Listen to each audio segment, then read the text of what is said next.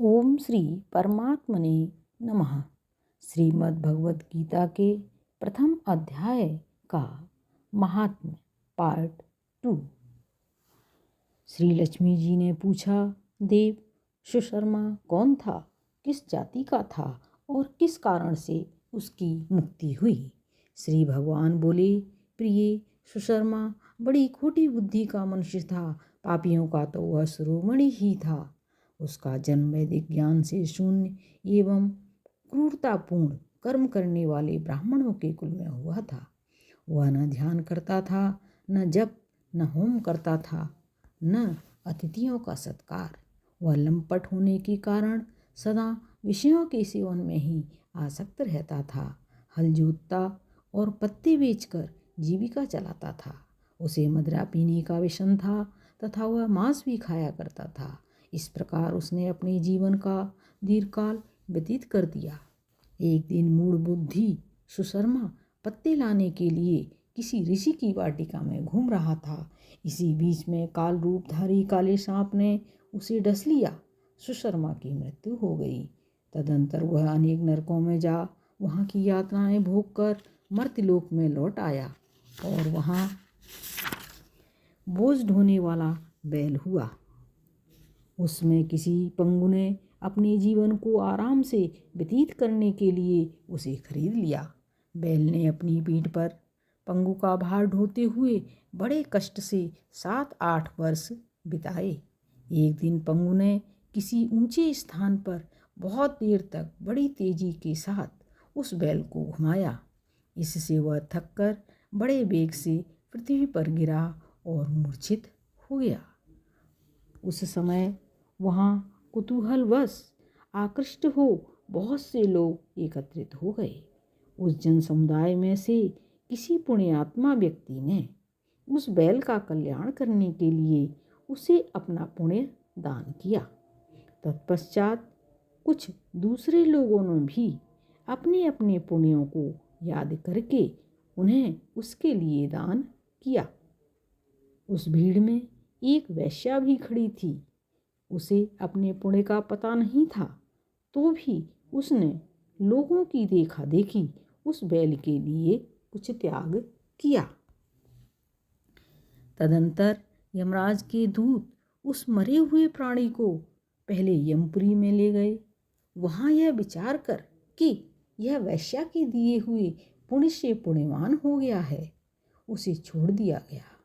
फिर वह भूलोक में आकर उत्तम कुल और शील वाले ब्राह्मणों के घर में उत्पन्न हुआ। उस समय भी उससे अपने पूर्व जन्म की बातों का स्मरण बना रहा। बहुत दिनों के बाद अपने अज्ञान को दूर करने वाले कल्याण तत्व का जिज्ञासु होकर वह उस वैश्या के पास गया और उसके दान की बात बतलाते हुए उसने पूछा, तुमने कौन सा पुण्य दान किया था? वैश्या ने उत्तर दिया, वह पिंजरे में बैठा हुआ तोता प्रतिदिन कुछ पढ़ता है, उससे मेरा अंतःकरण पवित्र हो गया है। उसी का पुण्य मैंने तुम्हारे लिए दान किया था। इसके बाद उन दोनों ने तोते से पूछा। तब उस तोते ने अपने पूर्व जन्म का स्मरण करके प्राचीन इतिहास कहना आरंभ किया। शुक बोला, पूर्व जन्म में मैं विद्वान होकर भी विद्वता के अभिमान से मोहित रहता था। मेरा राग द्वेष इतना बढ़ गया था कि मैं गुणवान विद्वानों के प्रति भी ईर्ष्या भाव रखने लगा। फिर समयानुसार मेरी मृत्यु हो गई और मैं अनेकों घृणित लोकों में भटकता फिरा। उसके बाद इस लोक में आया। सदगुरु की अत्यंत निंदा करने के कारण तोते के कुल में मेरा जन्म हुआ। पापी होने के कारण छोटी अवस्था में ही मेरा माता पिता से वियोग हो गया। एक दिन मैं ग्रीष्म ऋतु में तपे हुए मार्ग पर पड़ा था। वहाँ से कुछ श्रेष्ठ मुनि मुझे उठा लाए और महात्माओं के आश्रम के भीतर एक पिंजरे में उन्होंने मुझे डाल दिया। वहीं मुझे पढ़ाया गया। ऋषियों के बालक बड़े आदर के साथ गीता के प्रथम अध्याय की आवृत्ति करते थे। उन्हीं से सुनकर मैं भी बारंबार पाठ करने लगा। इसी बीच में एक चोरी करने वाले बहेलिये ने मुझे वहाँ से चुरा लिया। तत्पश्चात इस देवी ने मुझे खरीद लिया। यही मेरा वृतांत है, जिसे मैंने आप लोगों से बता दिया। पूर्व काल में मैंने इस प्रथम अध्याय का अभ्यास किया था, जिससे मैंने अपने पाप को दूर किया है। फिर उसी से इस वेश्या का भी अंतःकरण शुद्ध हुआ है और उसी के पुण्य से ये द्विजश्रेष्ठ सुशर्मा भी पाप मुक्त हुए हैं।